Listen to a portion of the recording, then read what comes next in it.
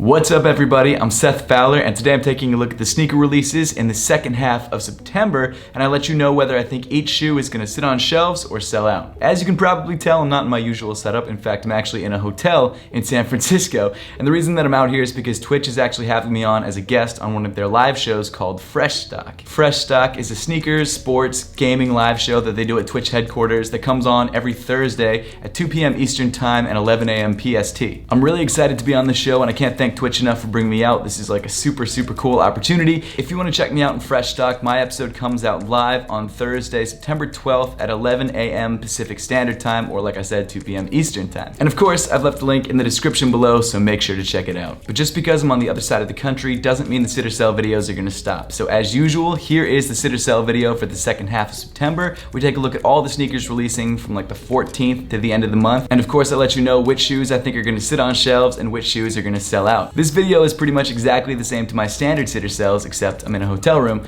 with horns outside instead of my studio, which is quiet. But without further ado, let's jump right into the video. Starting off the second half of the month on September 14th, we've got the Adidas Torsion X. The Torsion X is a brand new sneaker from Adidas. It pulls in a lot of tech from the past, but also incorporates a lot of tech from the future. It has some sort of Oswego, almost Yeezy 500 vibe to it, but I kind of dig the way it looks. The shoe features almost full-length boost with these pods on the midsole, and I think it's a pretty unique and pretty interesting look. The first colorway to drop comes with a primarily black upper and some pretty interesting multicolor accents on the outsole and midsole. To be completely honest, it doesn't really seem that different from a lot of the other stuff that we've seen from Adidas, but I still like the way that it looks, and it still has an interesting flavor to it. I don't know what it is about it, but I kind of like the shoe a lot. That said, even though I really like the sneaker visually, I don't know if too many people are that drawn to it, and I don't know if it's that hyped up because unfortunately hype drives sales, and for that reason, I think the shoe is gonna sit.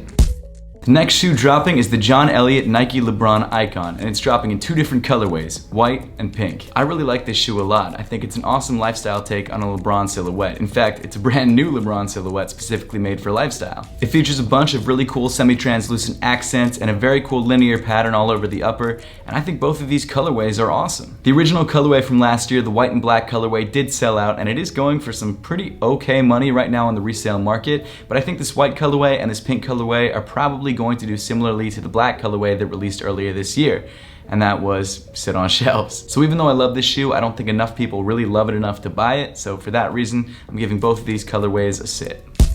After that, we've got the Air Jordan 3 in the NYX colorway. The Air Jordan 3 is one of the most popular Air Jordan silhouettes, and this NYX colorway is something that I think a lot of people have been asking for a while. Probably mostly New Yorkers and Knicks fans, but it is what it is. It's a good looking shoe. It's got a primarily white upper with blue and orange accents that obviously tie in very well to the NYX color scheme. And out of most of the Air Jordan 3 colorways that we've gotten this year, I think this one is probably one of the best. However, this shoe is probably going to be a general release, which means there's going to be tons of pairs available. And whenever there's a lot of pairs available, unless the shoe is like ultra hyped, it's probably not going to sell out. And I think in this case, even though the shoe is really clean and a lot of people are very excited about it, there's just going to be a lot more supply than there is demand. And for that reason, I'm giving it a sit.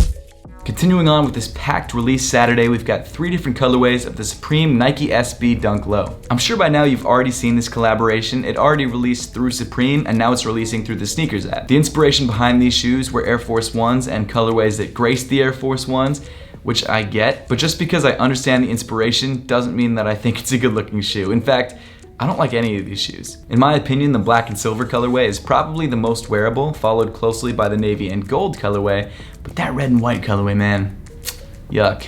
I love SB Dunks, but I really don't love these SB Dunks, and I kind of wish they had gone with an SB Dunk inspiration instead of an Air Force One inspiration. I just don't understand why they did that. But at the end of the day, what I think doesn't really matter that much, because when these shoes released through Supreme, they all sold out, and I think that's probably what's going to happen on the Nike SNKRS app, so I'm giving them a sell. And then finally, rounding off the 14th, we've got two different colorways of a Comme des Garçons Air Jordan 1 High. I'm not exactly sure where these shoes are releasing. I would expect boutiques and maybe Comme des Garçons, but I haven't seen anywhere else that's dropping them. These collaboration Air Jordan 1s are, I guess, a high fashion take on the Air Jordan 1, and I'm not really about it. That's one thing I don't miss about New York. Sirens. They suck. These CDG Air Jordan 1s come in both black and white with a belt around the ankle and a weirdly high tongue. Maybe they're going for a Balenciaga look, I'm not totally sure. I definitely get the high fashion vibe from it, but I just really don't like these. Not only that, but these shoes are priced at $345, which is already an insane amount of money. I would love to say that these shoes are probably going to sit because of how much they are and how they look, but because it's a CDG collaboration and because of how hyped CDG is, I think both of these colorways might sell out. Then moving on to September 15th, we've got one release with the Adidas ZX 4000 4D, I Want, I Can. The ZX 4000 is a pretty awesome lifestyle sneaker by Adidas that features a full-length 3D printed midsole. This shoe is essentially just a different colorway of the ZX 4000 and it features the words I want and I can printed or embroidered on each shoe. Not exactly sure which one because I haven't seen the shoes in hand. I think the ZX 4000 is a really good looking shoe and I like 4D technology, but 4D isn't that comfortable, so it's not a shoe that I could really wear all day. And not only that, the shoe also has like an over $300 price point, so it's not the cheapest shoe in the world either. Last year, anything with 4D would have sold out immediately, but it looks like this year people aren't as hype on the technology because I guess they just got used to it. And based on what we've seen with the other ZX 4000s that haven't sold out, I think this shoe is gonna do the same, and I think this shoe is gonna sit.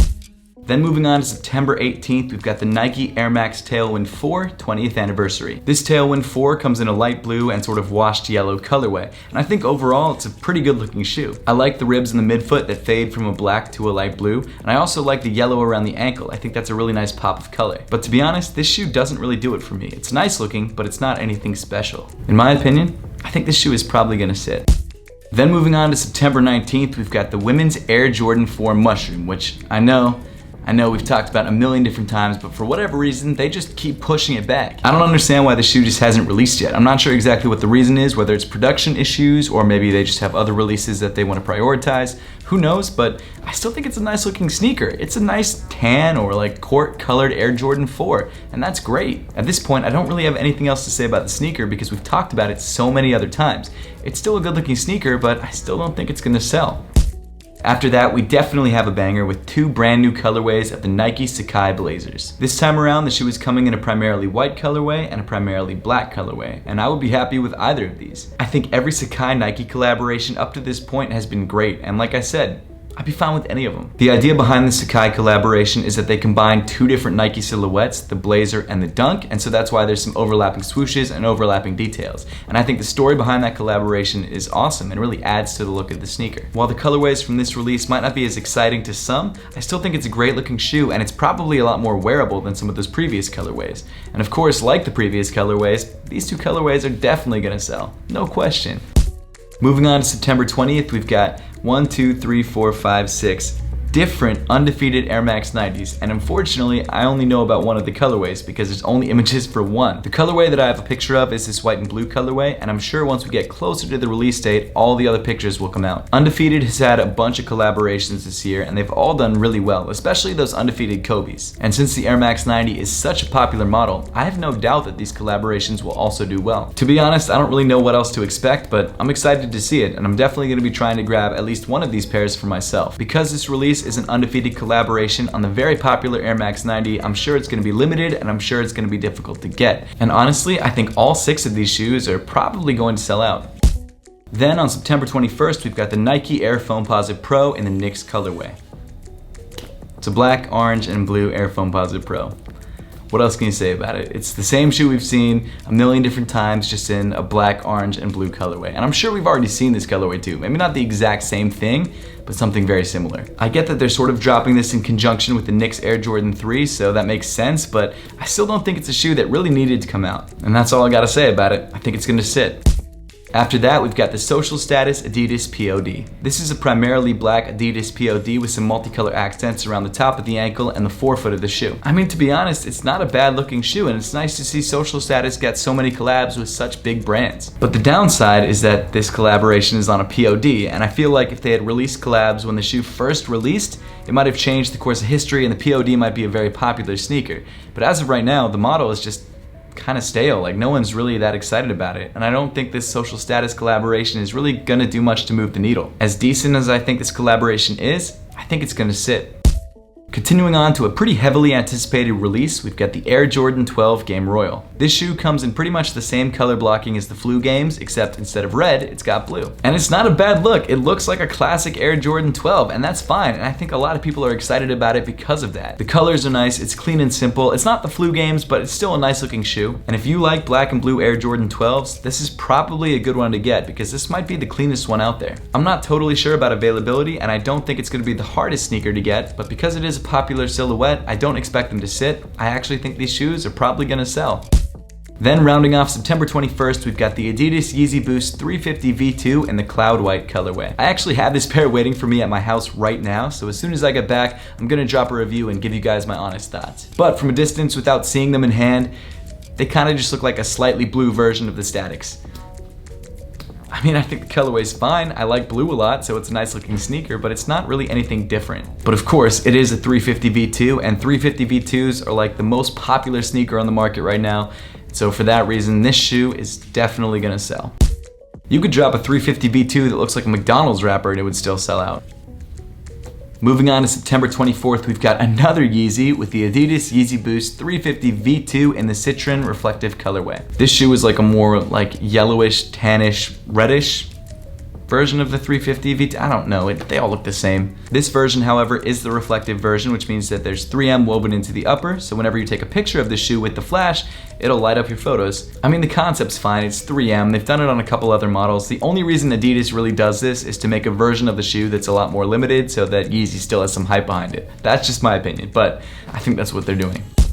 Then moving on to September 25th, we've got the very first release of the brand new Air Jordan 34. This shoe was just announced at the beginning of the month, and this is the first time that the public will actually be able to check out the sneaker in hand. The launch colorway of the shoe is the Blue Void colorway, which is sort of a bluish, greenish, purplish colorway, which isn't my favorite, but I don't think it looks bad. I actually think the Air Jordan 34 is a really good looking shoe, and I'm really excited to check it out. I dig the design language of it. I think it's a really futuristic looking shoe, and I even like that little hole through the midsole. Until I get the shoe in hand, I don't really know what to think, but expect me to have a review as soon as possible because I think it's a pretty awesome shoe. And like most launch colorways of brand new numbered performance Jordans, I think this shoe is probably gonna sell out.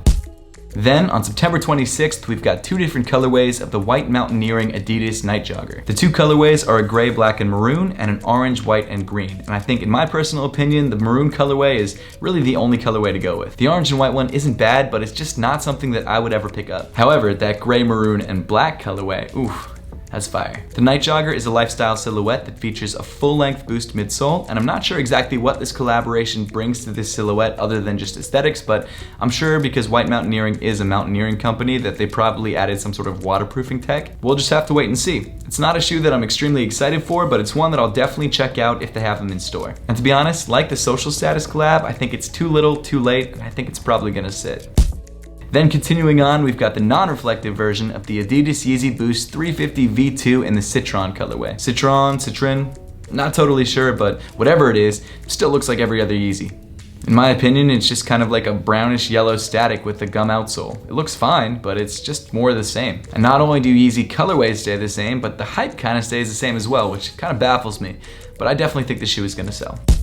And then rounding off the 26th, we've got a shoe that I'm definitely interested in, and that's the Air Jordan 1 First Class. This shoe comes in primarily white leather with some bold yellow accents. As I'm sure you've noticed by now, the shoe does feature a printed barcode on the heel and some other printed accents around the shoe. And the reason for that is that this shoe is meant to somewhat symbolize Michael Jordan's first class ticket because he flew on planes a lot. They're really grasping at straws. I think the shoe is fine. I mean, it's an Air Jordan 1, and you guys know me, I love the Air Jordan 1, but this colorway isn't that exciting, and these barcode accents or printed accents just don't really make a lot of sense. That said, it is still an Air Jordan 1, and it's probably gonna be limited. In fact, I think it's probably gonna be as limited as the not for resales, which were stupid limited and were only resold.